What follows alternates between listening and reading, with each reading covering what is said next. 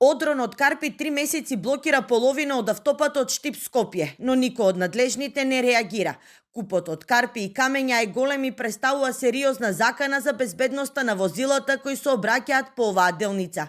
Возачите остро реагираат, а надлежните се правдаат дека увидот се уште бил во тек. Уверуваат дека за брзо време делницата ќе била санирана. Денеска и утре веќе тимови на јавното предпријатие Македонија пат ќе извршат увид за да се констатира која операција од постоечките на терен може да ја извршат и да ја завршат како јавно предпријатие, а се она кое што ќе биде потребна поголема механизација, ќе биде избрана компанија на тендерска постапка, која што тендерска постапка веќе е во... И додека возачите за да се обраќат по новиот автопат треба да имаат вештини како оние од типот на Шумахер, надлежните најавуваат дека до крајот на мај патарините кај Гатрифаково и Преот ќе бидат готови. Објаснуваат дека прават анализи за тоа како ќе се движат цените на патарините за оваа година.